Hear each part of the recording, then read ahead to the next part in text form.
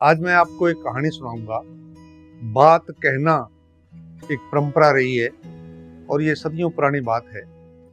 एक आदमी बात कहता था, 10 आदमी उसकी बात सुनते थे और हुंकारा देना ये उसके लिए लाजमी होता है। रानी लक्ष्मी कुमारी चुंडावत जी, रावसर की राजमाता, उनकी एक किताब का नाम है हुंकारो दो सा।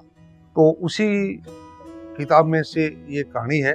कहानी बड़ी रोचक और प्रेरणादायी है, पुराने समय की बात को याद करवाती है और आप इसके साथ जुड़े रहेंगे, अंत तक जुड़े रहेंगे। लगेगा आपको कि ये लंबी है, लेकिन आखिर तक इसके साथ रोचकता जुड़ी हुई है। बात यह है कि पुराने जमाने में जब रियासतों का राज होता था, तब महाराजा लोग अपने किसी प्रिय को, अपने किसी रिश्तेदार को, अपने किसी अच्छे जानकार को या जिस पर वो खुश हुए, एक गांव की चौधर दे देते थे कि इस गांव का मालिक तू है। 5 गांव भी दे देते थे, 10 भी दे देते, 50 या 100 गांवों तक की सल्तनत उनको संभला देते थे कि इसका धड़ी धोरी अब तू है। जिसको मर्जी तू पुरस्कार दे, जिसको मर्जी सजा दे, इसका मालिक तू है। वो तो सारे गांवों की, उस एरिया की जमीन का मालिक जागीरदार होता था। आमतौर पर वो ठाकुर लोग होते थे, उनको ठाकुर भी कहते थे। जागीरदार कहने की अपनी आज परंपरा नहीं रही, ठाकुर कहते थे। तो एक गांव का ठाकुर था, वो एक गांव का मालिक था। ये ठाकुर साहब जो हैं बड़े दयालु थे। पूरे गांव के लोगों के साथ मेल मुलाकात रखनी, उनकी परेशानियों को हल करना, हंस के बोलना, उनके घर सबका आना जाना। अब ये उस गांव का एक नाई था जो उनका बड़ा मुंह लगा था। वो उनका सखा जैसा था, घर में अच्छा उसका आना जाना था। नाई हर बार जब राजा तीर्थ पर जाता तो उनके साथ जाता था। इस बार भी वो 2-3 साल के बाद उस ठाकुर ने कहा कि भाई तैयार हो ले, अपने अब तीर्थ यात्रा पर चलेंगे। इस बार वो नाई जाना नहीं चाहता था, आनाकानी करने लग गया। बोला जी मैं तो दिहाड़ीदार आदमी हूँ, आप तो 2-3 महीने खराब कर देते हैं। मैं तो पीछे से कोई कमाई करूंगा, दिहाड़ी करूंगा, घर कैसे चलाऊंगा। राजा बोला कोई बात नहीं, राशन पानी 3-4 महीने का तेरे घर गिरा दूंगा, तेरे को चलना होगा। उसने फिर बहाना निकाल लिया, जी मेरे घरवाली के जापा होने वाला है, मैं कैसे जा सकता हूँ। ठाकुर साहब बोले कोई बात नहीं, दाई की पूरी व्यवस्था करके जाऊंगा, किसी प्रकार की कोई दिक्कत नहीं आएगी, तेरे को चलना पड़ेगा। उसने फिर एक बहाना बढ़ाया, ठीक है जी, अब मैं जवाब तो इनकार तो आपको कर नहीं सकता, आपके साथ चला जाऊंगा, लेकिन रोज रात को जब अपनी गुरबत करते हैं, जब अपनी बातचीत करते हैं, हथाई करते हैं रात को सोने से पहले, उसमें मैं आपसे हर बार हर रात को कोई ना कोई सवाल पूछूंगा, कोई प्रश्न करूंगा, उसका उत्तर आपको देना पड़ेगा। उसका म्याना, बागड़ी में कहते हैं म्याना देना पड़ेगा, मायना बताना पड़ेगा। जिस दिन आपने नहीं बताया, आपसे बताया नहीं गया, अगले दिन मैं वापिस गांव आ जाऊंगा, ये मेरी शर्त है। ठाकुर साहब बोले तेरी सारी शर्तें मंजूर है, तू मेरे साथ चल। अब जी अगले दिन वो दोनों 2 घोड़े लेकर के चले। एक पर ठाकुर साहब बैठ गए, दूसरे पर खुर्जियां रख ली, खुर्जियों में खाने पीने का राशन रख लिया, घोड़ों के लिए खुराक रख ली, कपड़े लत्ते रख लिए, तंबू रख लिया और उस पर नाई बैठ गया। दोनों घोड़ों पर वो चलो चाल जा रहे। उनकी ये रूटीन थी कि जिस भी गांव में, जिस गांव के बाहर, जिस उजाड़ जगह पर, जैसे भी जंगल में, धोरों में, बियाबान में, जहां भी रात होती, वहीं वो अपना खेमा लगा लेते और सोते। अब जैसे दिन छिपा, वहां वो उतर लिए, अपना डेरा लगा लिया। नाई ने फटाफट तंबू गाड़ दिया, गद्दा बिछा दिया, हुक्का भर के ठाकुर साहब को दे दिया, आप आराम करो, मैं दो बाकी व्यवस्था करता हूँ। घोड़ों के लिए खूंटे गाड़ दिए, उनके लिए वो उसके पास चने थे, उनको नीर दिया, खुद पानी पूनी ला लू के रोटी पानी राशन बनाया और खा पी के बर्तन भरते शाम करके वो ठाकुर साहब के पैर दबाने के लिए बैठा। बस इस प्रकार से रोज बात होती, अथाई होती, अगले दिन अगले पड़ाव। इस प्रकार से चलते चलते उनको जब 5-10 दिन हो गए, तो उनका एक शहर के पास, एक बड़े महानगर के पास ठहराव हुआ। तो शहर के बाहर ही उन्होंने अपना खेमा लगा लिया, तंबू लगा लिया, वहां बैठे। तो नाई ने सूचना दी कि जी खाने पीने का राशन खत्म हो गया, घोड़ों की खुराक की भी खत्म हो गई, आप मुझे पैसे दो, मैं बाजार से खरीद के लाता हूँ, ये शहर है, कोई बड़ा शहर है मेरे को लगता है। इस बार वो अलग रूट से गए थे, तो पहले ये शहर कभी आया नहीं था, कभी ये शहर उन्होंने देखा नहीं था। शहर बिल्कुल महानगर था, कभी राजधानी रहा था, और शहर के अंदर खूब बड़ी दुकानें, खूब लंबी चौड़ी सड़कें, बीचों बीच शहर के एक चौक, और चौक के पास ही राजा के पुराने सदियों पुराने महल। अब तो उजाड़ वो महल। अब जी उस चौक पर एक बकरे का सिर पड़ा है, बकरे का सिर पड़ा है, और पास में एक लंबा चमड़े का जूत पड़ा है। उसके पास एक सिपाही खड़ा है। नाई ने ये देखा कि शहर का कोई भी आदमी इधर से उधर जाता है या उधर से इधर आता है, वो आता है तो जूता उठाता है और उठा करके बकरे के सिर पर मारता है और आगे चला जाता है। अब वो नाई सीधा ही जाने लगा तो सिपाही ने उसको रोक दिया। रुक, कहाँ जाता है? मार तेरे बाप के सिर में एक जूत। और उस नाई से भी जबरदस्ती एक जूत उस बकरे के सिर में मरवा दिया। ये बात उसके समझ में नहीं आई कि यार ऐसा क्यों है। वो एक आदमी खड़ा है, सब लोग गांव के आदमी, शहर के आदमी उसके जूता मार के जाते हैं, उसने मेरे से भी जबरदस्ती मरवाया और ये कहा कि मार तेरे बाप के सिर में। उसने ऐसा क्यों कहा? ये आज मैं ठाकुर साहब से पूछूंगा। मुझे पता है ठाकुर साहब को इसका उत्तर देना आएगा नहीं, इसलिए कल से मैं बैक गियर लगा लूंगा, अपने गांव जाएगा।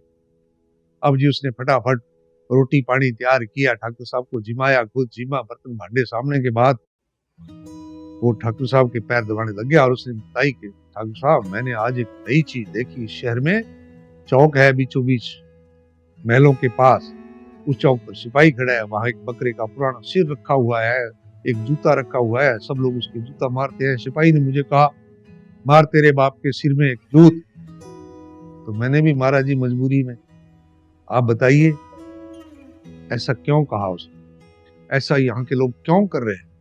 ठाकुर साहब बोले बात मेरी लंबी होगी, हो जाएगी, तसल्ली से सुनना, विचार करके सुनना, आखिर तक सुनना, ध्यान दे के सुनना। ठीक है जी सुनूंगा, आप बताओ। मेरी बात का उत्तर मिल जाना चाहिए कि हाँ तेरी बात का उत्तर मिलेगा, लेकिन तू मेरी बात सुन। इस शहर में जो राजा था, ठाकुर साहब उसको बता रहे हैं कि इस शहर में जो राजा था वो बहुत भला आदमी था, प्रजापालक था, कला प्रेमी था। वो हर साल रंग तमाशे करता, उत्सव मनाता, शहर के सारे लोगों को बुला करके दिखाता। उसी चौक पर जिसकी तू बात करता है रंग तमाशे होते, मेला लगता, खूब कभी कुश्तियां हो रही हैं, कभी गाने वाले आ रहे हैं, कभी नाटक वाले आ रहे हैं, कभी बहुरूपी आ रहे हैं, तो वहां अपनी अपनी कला का वो प्रदर्शन करते थे। इस प्रकार से राजा मनोरंजन खुद का भी करता, अपनी प्रजा का भी करवाता। एक बार उत्सव चल रहा था तो राजा के पास एक नट और नटनी आ गई। वो नट ने आकर के मुजरा किया, नमस्ते करी कि जी महाराज मुझे भी मेरी कला दिखाने का मौका दो। क्या कला दिखाओगे? बोला जी मैं नट हूं, मैं नट विद्या दिखाऊंगा आपको, मुझे इजाजत दो। कि ठीक है दिखाओ। अब उस नट ने अपने जोड़े में से कुछ सामान निकाला, एक ढोलक निकाली, गले में पहन ली, बजा के दिखाई। उसके बाद सूत का एक टुकड़ा, उसने छोटा सा पिंडा, सूत का, कच्चे सूत का पिंडा निकाला और उसने एक सिरा उस सूत का अपने पैर के नीचे दबा लिया और दूसरे को आकाश में ऊपर फेंक दिया। और वो पिंडा जो था खूब ऊंचा चला गया, दिखने ही रहा और तन के खड़ा हो गया। अब नट बोला साहब स्वर्ग में देवताओं और राक्षसों की लड़ाई हो रही है, मुझे न्योता मिला है देवताओं की तरफ से, मैंने लड़ाई में भाग लेना है, मैंने जाना है, ये मेरी तलवार लेकर के मैं जाऊंगा, राक्षसों का नाश करूंगा। आप मुझे सीख दिलाओ, आप मुझे आज्ञा दो, आप मुझे हुक्म करो कि मैं देवताओं के पक्ष में स्वर्ग में जाके लड़ लूं।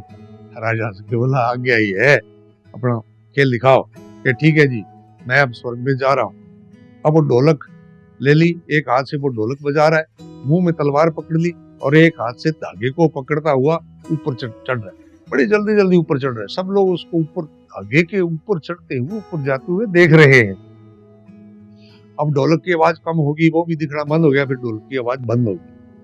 अब मोर्चा संभाल लिया नटनी ने कि मेरा पति, मेरा नट स्वर्ग में देवताओं के पक्ष में लड़ाई कर रहा है, राक्षसों को भगा रहा है, उनको मार रहा है, मेरा नट बड़ा अपना युद्ध कौशल दिखा रहा है। अरे ये क्या हुआ, उसके तो तलवार लग गई। इतने में सबने देखा कि खून के छींटे उस चौक पर, उस चबूतरे के ऊपर जहां राजा बैठा था, उसके सामने कुछ खून के छींटे गिरे। सबने देखा यार ये बात क्या कर रही है, ये कमेंट्री कर रही है और वैसे का वैसा हो रहा है। ऊपर से बोली जी मेरा पति थोड़ा घायल हो गया, उसका खून ये बिखरा है। अब थोड़ी देर बाद क्या हुआ कि एक बांह कट करके पीछे धड़म से आके गिरी, मेरे पति की एक बांह कट गई। थोड़ी देर बाद दूसरी कट गई, फिर एक टांग कट गई, फिर दूसरी टांग कट गई। वो चारों अंग उसके वाकई थोड़ी थोड़ी देर के अंतराल के बाद उस चबूतरे पर आके उसके गिरे। राजा थोड़ा परेशान सा हो गया, सब ये क्या खेल है, ये क्या क्या कर रहा है। इतने में वो कमेंट्री कर रही है साथ में, बोली मेरे घर वाला तो शहीद हो गया, उसका तो गर्दन कट गई, उसका तो सिर कट गया, धड़म से उसका सिर वहां करके पड़ा। थोड़ी देर बाद उसका शरीर भी आगे पड़ गया, धड़ आगे पड़ी। राजा बोला रे ये क्या खेल है, ये तो मन खराब कर, ये तो गलत हो गया। वो बोली जी कोई बात नहीं, मेरा पति शहीद हुआ है, आपसे आज्ञा लेके गया था, अब उसके लिए आप चिता बनाइए, चंदन की लकड़ी की चिता बनाइए, मैं उसको अपने हाथ से दाग दूंगी, मैं उसको अग्नि भेंट करूंगी। उसी चबूतरे पर भाई राजा ने चिता बना दी, उसको लंबू लगाया गया। जैसे ही लपटें निकलने लगी तो नटनी बोली मैं तो सती होंगी, मेरा पति मर गया, मैं जी करके क्या करूंगी, और राजा साहब मुझे भी आज्ञा दो, मैं सती होंगी। राजा बोला नहीं रे नहीं, मैंने आज्ञा पहले दे बैठा, मैं वो गलत हो गया, तेरा पति मर गया, तुझे नहीं मरने देंगे। बोली नहीं जी, मैं तो मेरा धर्म नहीं मांगूंगी, मैं तो सती होंगी, पति के साथ ही जाऊंगी। वो भी आग में कूद गई, दोनों मर गए। राजा बड़ा ही परेशान, बड़ा ही दिल से उदास कि यार ये क्या खेल, पहले वाले मनोरंजन के खेल होते थे, यहाँ तो उदासी ला दी इस खेल ने। यार ये मर गए खेल दिखाते दिखाते काय का खेल है, बहुत गलत हो गया, बहुत गलत हो गया। अब भाई कोई रंगमासा नहीं होगा, जाओ अपने अपने घरों में जाओ। जैसे ही प्रजा के लोग जाने लगे, इतने में सबने देखा कि ऊपर आकाश में ढोलक बज रही है। सबने उस धागे की तरफ देखा जो अभी भी तना खड़ा था। ढोलक की आवाज तर तर कम ज्यादा होती जा रही है, और फिर देखा कि एक काला सा घोड़ा आ रहा है। फिर काफी नीचे आवाज तेज हो गई, देखा कि नट तो उस धागे के ऊपर लटकता हुआ नीचे आ रहा है, सही सलामत नट नीचे आ रहा है।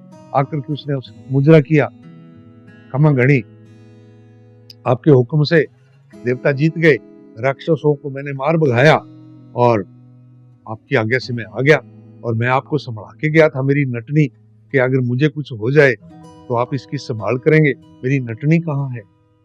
राजा बोला अरे भाई अभी अभी तो तेरा हमने अंतिम संस्कार किया है, तेरी पत्नी अग्नि में कूद गई भाई, वो तो सती होगी, तुम दोनों को हमने अपने हाथ से जलाया है यार, तू कहाँ से आ गया। बोला जी मैं तो ये खेल दिखा रहा था आपको, और देवताओं का मुझे आशीर्वाद मिला है, मैं जीता और सही सलामत आपकी आज्ञा से आ गया, आपका पुण्य प्रताप मेरे काम आया, आपका आशीर्वाद मेरे काम आया, और मैं जीता और सही सलामत आपके सामने खड़ा हूं, आप मेरी पत्नी मुझे लौटा दो। राजा बोला अरे भाई तेरी पत्नी नहीं है हमारे पास, वो तो आग में जला दी, तेरे को भी जलाया। बोला नहीं जी, आपने छुपा ली, आप बेईमान हो गए मेरी पत्नी के मामले में, आपके कमरों में कहीं ना कहीं, आपके महलों में कहीं ना कहीं छुपा रखी है। राजा बोला अरे चल तलाशी ले ले, अपने आदमी लिए साथ, इसको एक एक कमरा दिखाओ। एक एक कमरा खोल के दिखाने लग गए, नहीं मिली। राजा बोला अरे मैंने कहा ना उसको हमने जलाया है, तो मर गई बेचारी। बोला नहीं जी, आपने छुपा रखी है।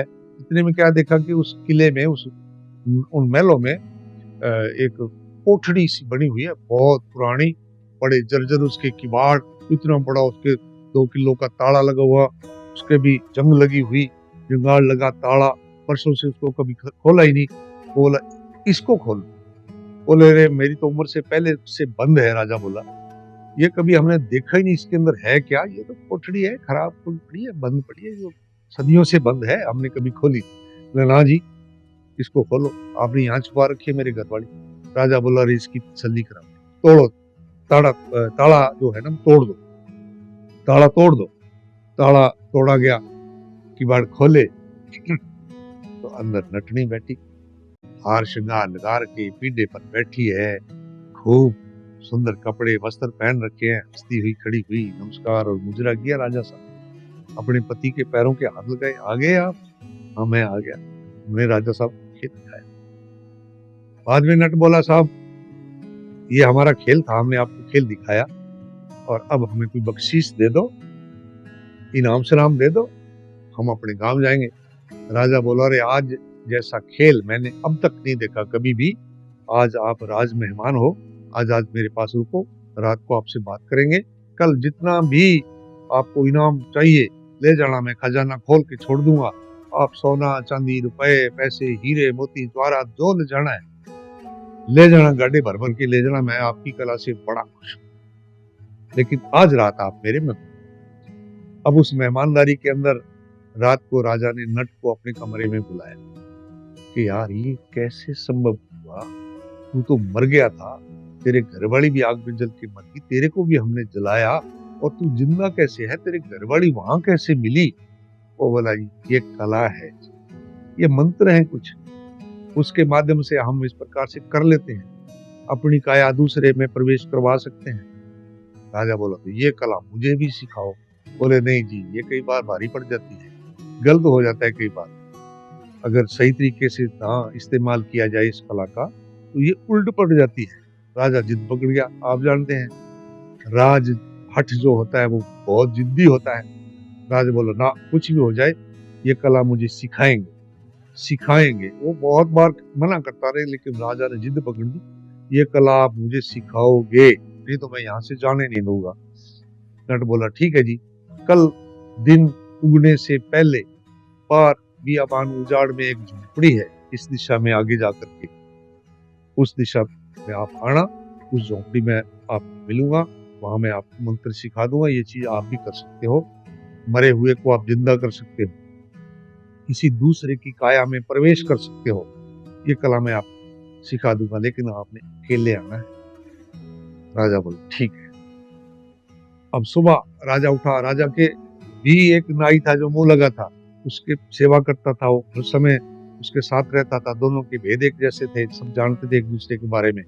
राजा नाई को बोला, चल एक काम चलना है, घोड़ा पकड़। घोड़े पर राजा चढ़ गया, नाई बराबर बराबर चला, उस झोपड़ी से 2 बरपा दूर नाई को रोक लिया कि ये घोड़ा पकड़ के यहीं रुका रहे, उस झोपड़ी में मेरा कोई काम है, मैं वहां जा रहा हूँ, उधर मत आना, यहाँ खड़े रहना। नाई बोला, जो हुक्म सरकार।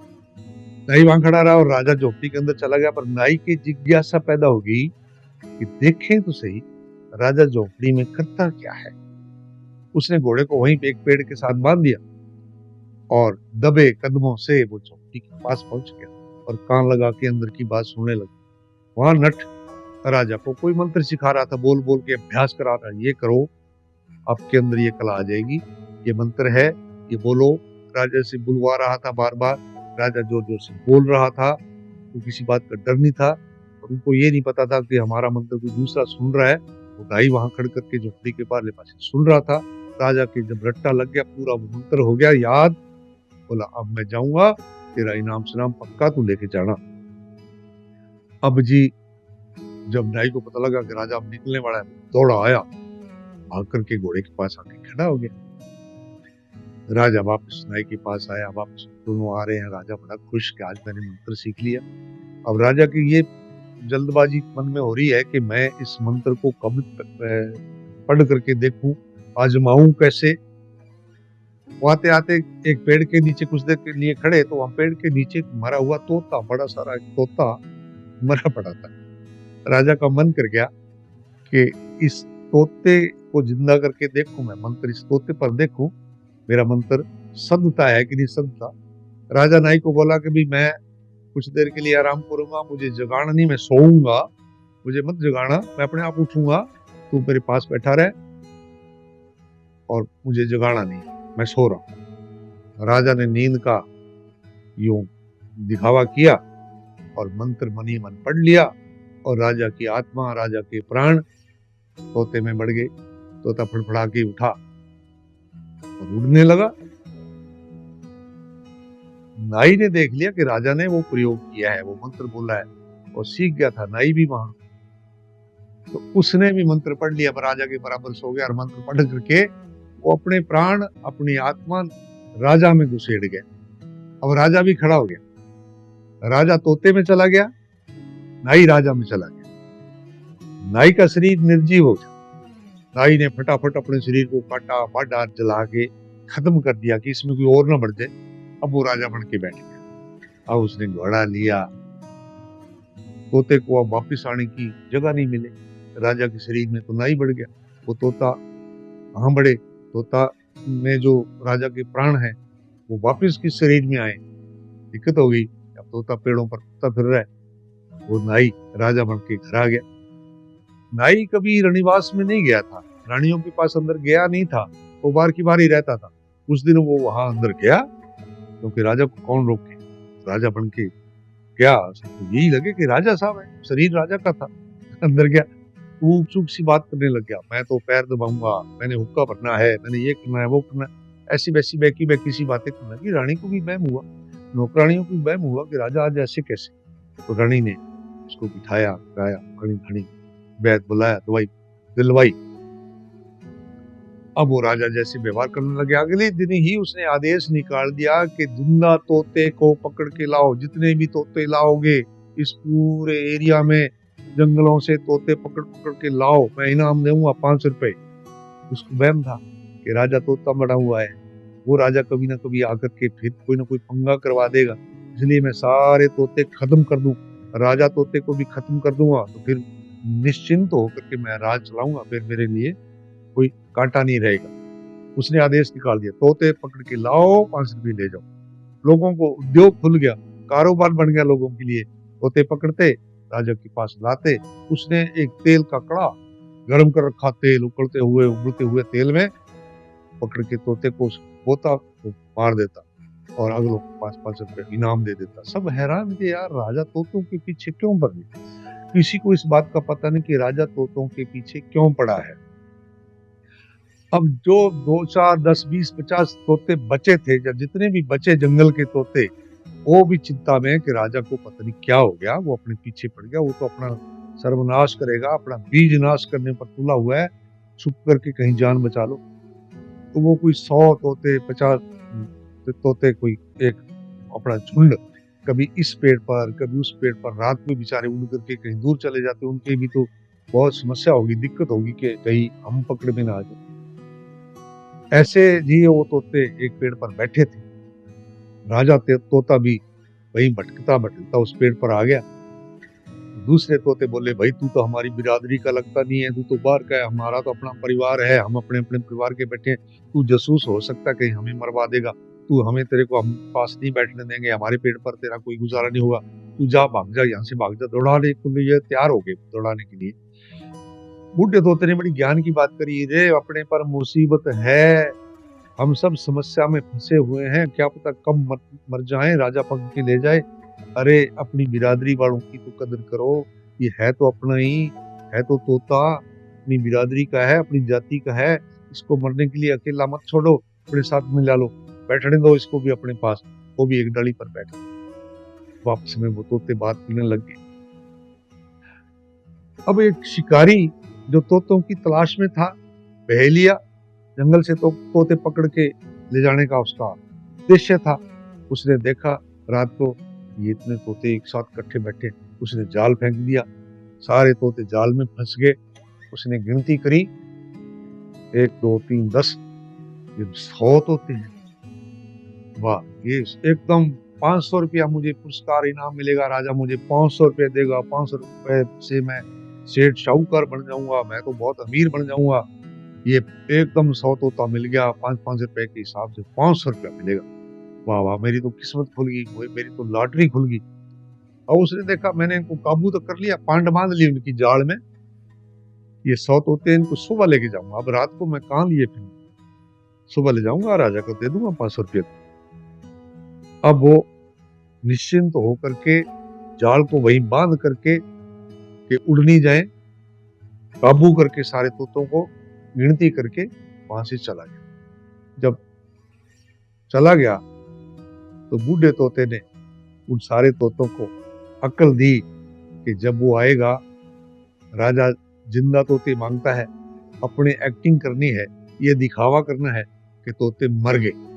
सारे तोते सांस अपना घुट लेना, सांस को रोक लेना, ऐसा लगे नाड़ घेर देना कि भी मर गए। वो मरे हुए तोतों को ले जाएगा नहीं, फेंक जाएगा, अपनी बचत हो जाएगी। बूढ़े आदमी की सलाह कई बार बड़ा काम देती है। अगले दिन जैसे ही वो आया, दिन उगने के बाद, बहेलिया वो शिकारी, तो सारे तोते गर्दन गिरा के आंख बंद करके मरे हुए जैसे पड़े। बड़ा निराश हुआ कि यार रात रात में ये दिल दहल के मर गए। देखूंगा, वो एक को निकालता जाल में से और नीचे फेंकता। रात को बड़े तोते ने ये उनको सबको सिखा दिया था कि वो नीचे गिरेगा, अपने आंख बंद होगी, अपने दुड़ूक के गिरने, दुड़ूक के, ये जो गिरने की आवाज आएगी तो अपने 100 आदमी हो गए। 99 तोते अपने पहले थे, एक ये बाहर से आ गया, अपने हैं 100। जैसे ही वो एक एक करके गिराएगा, 100 दुड़ूक के बजे एकदम से उड़ जाना है, अपने जाल से बाहर हो जाएंगे, फिर अपने आजाद होंगे, भाग जाएंगे, उसके हाथ नहीं आएंगे, वरना वो अपने को बीच में से पकड़ के ले जा सकता है। तो मरने की एक्टिंग कर। अब वो आया, उसने देखा ये तो सारे मरे हैं, एक को पकड़ता, देख करके नीचे फेंकता, वो दुड़ूक के गिनते रहते। इस तरह से उसने जब 99 तोते नीचे गिरा दिए, तोतों ने गिन लिए, 99 दुड़ूक के हो गए, खड़ाक हो गए, खड़का हो गया, आवाज होगी गिरने की 99। और 100वां तोता उसने जब हाथ डाला, तोता राजा तोता था, वो आखिर में आया, उसके बहेलिए के हाथ में, उसने हाथ में पकड़ी रखा था कि इतने में उसकी कमर से उसकी कटार छिटक करके निकल करके नीचे जा पड़ी और 100वां खड़ाक उसका हो गया। नीचे वाले तोतों ने हिसाब लगा लिया, गिन लिया कि 100 के 100 अपने नीचे आ पड़े, अब उड़ लो। तो एकदम उड़ गए 99 तोते और 100वां उसके हाथ में रह गया। उसने कहा मेरे साथ धोखा किया है इन्होंने, इसको नहीं जाने दो। भागते चोर के झूठे ही सही, उसने कहा कि चलो 5 रुपए तो बनेंगे, इसको मैं राजा को दूंगा, 5 रुपए कम से कम कमाऊं, वो तो मेरे हाथ से निकल गए इतने रुपए, लेकिन ये मैं नहीं जाने दूंगा, ठगी करी है मेरे साथ, धोखा करे। अब तोता राजा ने बोल के उसको कहा, तू 5 रुपये के लिए क्यों मर रहा है, मैं तेरे को 500 ही दिलवा दूंगा, पर तू मेरे को नदी के किनारे पर लेके जा, जहां राज परिवार की नौकरानियां, परिचारिकाएं, पनिहारियां पानी भरने के लिए आती हैं, तू मेरे को वहां लेके जा, मेरी उनसे बात कराना, तेरे को मैं 500 रुपया दिलवा दूंगा, लेकिन ये बात गुप्त रखनी। बोला तोता बोलता है, हाँ हाँ मैं मुसीबत में हूँ, तू मेरी मदद कर, मैं तेरी मदद करूंगा, मैं तेरे को आर्थिक लाभ दिलवाऊंगा, मैं तेरे को 500 रुपया दिलवाऊंगा। ये बात दर्शकों ठाकुर साहब उस नाई को बता रहे हैं अपने तम। अब वो बहेलिया, वो शिकारी पकड़ के नदी के किनारे पर ले गया, राज परिवार से जो नौकरानियां पानी भरने के लिए आई, उस तोता ने, उस राजा ने उनसे बात करी कि अब जाओगी, जब वापस आओगी तो 500 रुपए मटके में डाल करके थैली लेके आना, इसको देना और मेरे को घर ले जाना, मैं राजा हूं, वो ठग है जो अब राजा बना बैठा है। नौकरानियों ने जाके रानी को बात बताई कि इस प्रकार से तोता, वो मान गई, ठीक है ये ले जो पैसे, उस शिकारी को दे करके राजा को घर लाओ, तोते को घर लाओ, गड़े में रख करके वो अंदर ले आई, रानी के कमरे में उस तोते को ले आके रख दिया। दोनों खूब रोए, रानी ने खूब लाड प्यार किया, तोते को छाती से बीचा, ये ऐसे कैसे हुआ। राजा ने सारी वारदात सुना दी। सुनाने के बाद राजा बोला, जैसा भी मैं कहूँ वैसे करते रहना, फिर छुटकारा मिल सकता है, वरना ये बहुत चालाक है, ये मेरी देही को खाली नहीं छोड़ेगा, ये खुद राजा बना रहेगा, इसने तोतों का नाश कर दिया, जनता को बहुत परेशान किया है। राजा ने बताया रानी को कि तू एक बकरे का बच्चा लेके आ, छोटा सा मेमना रख, उसका क्या करेंगे, बताता रहूं, तू मेमने खूब लाड किया कर, खूब उसको हर समय साथ ही रखा कर, साथ सुनाया कर, साथ उसको सुलाया कर, अपने बेड पर रह के बैठी जाकर उसी के साथ बात किया कर, उसी का लाड प्यार किया कर, करते रहना है। ठीक है, रानी उनके कहने से करती रही, बादाम खिलाते, अच्छी अच्छी चीजें खिलाते, हेल मेल हो गया, बकरा भी उसके साथ हिल मिल गया, जिधर रानी जाती उसके पीछे रहता। महीने 2 महीने बाद तोता राजा ने, जो रानी के बेडरूम में रहता था, वही वो छुपा करके रखती थी, तोता ने कहा कि आज तू इस बकरे का गला जो है मरोड़ दे, उसकी गर्दन मरोड़ दे, उसको मार दे। बोली इतना लाड से पाला कि मैं कह रहा हूँ इसको मार दे और फिर तुम विलाप करना कि कोई इसको जिंदा कर दे तो मैं उसको समर्पित हो जाऊंगी, जैसा वो कहेगा मैं उसको वैसा करूंगी, वैसा कहना और फिर वो झांसी में आएगा, देख लेना। वही हुआ, रानी ने चुप करके मार दिया, आंगन में रख करके रोने लगी, सारी नौकरानियां सारा दरबार उसके बाहर आ गया। क्या हुआ क्या हुआ? कि मेरा बकरा मर, मेरा ये मेमना था, मेरे बेटे जैसा था, ये मर गया, मुझे जिंदा चाहिए, मुझे जिंदा चाहिए, चाहे मुझे कोई कीमत देनी पड़े, मुझे ये जिंदा चाहिए, कोई जिंदा करने वाला हो। वो जो नाई राजा बना बैठा था कि अगर मैं इसको जिंदा कर दूं तो फिर मैं जैसा कहूंगा वैसा करेगी।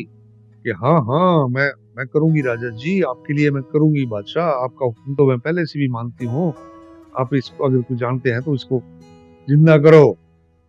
अब वो राजा बकरे के पास लेट गया, मंत्र पढ़े, हाँ वो नाई अंदर मंत्र पढ़े और अपने प्राण अपनी आत्मा बकरे में ले गए। बकरा खड़ा हो गया और झट से तोता ने मंत्र पढ़ लिए, वो अपने सागी शरीर में आके राजा बन गए। अब राजा बन करके उन्होंने अपनी तलवार निकाली और बकरे का सिर काट। अब वो नाई वापिस जिंदा नहीं हो पाएगा, मर गया, उस आत्मा उसकी मर गई बकरी के साथ ही। अब वो सिर रखवाया उस चौक में कि इस धोखेबाज के सिर पर कोई भी आए जो वो एक एक जूत मारेगा। तेरे लिए भी यही कहा कि मार तेरे बाप के सिर में जूत, तो इसलिए कहा, वो भी नाई था। बात समझ में आई? बोला जी आई। अब तू वापस गांव की तरफ दौड़ेगा या मेरे साथ चलेगा? नहीं जी, आपके साथ ही चलूंगा, मेरे को म्याना मिल गया, मेरे को बात अर्थ मिल गया। दर्शकों बताओगा आ कहानी किया लगी, रोचक तत्वता जो इसके अंदर है वो भरपूर है, कहानी का क्रम नहीं टूटता। जिस प्रकार से अरेबियन नाइट्स नाम से कथाएं चलती रहती है, 1000 रातें, अरब देश की 1000 रातें, तो सुनाने वाला उसमें आखिर में जिज्ञासा छोड़ देता था, अगली बात मैं अगले दिन सुनाऊंगा। इस प्रकार से वो कैदी था, उसको फांसी का हुक्म होना था, लेकिन उसने सुनाई और 1000 दिन तक वो अपना टाइम टिपा गया, अपनी जिंदगी बचा गया। उसी प्रकार क्योंकि वो अलादीन का चिराग और इस प्रकार की जितनी भी वो कहानियां है ना, वो रोज कोई ना कोई कहानी सुना के बीच में छोड़ देता, फिर अगले दिन सुनाता। अपने यहाँ जो कथा कहने की, कहानी कहने की जो बात चलती है वो इसी तरह चलती है, सारी सारी रात निकल जाती। आजकल जब से टीवी और हमारा मोबाइल आया है उसके बाद बात कहने की कला लुप्त होती जा रही है। मैंने आज आपको बात सुनाई, कैसी लगी कमेंट में बताओ। बहुत बहुत धन्यवाद।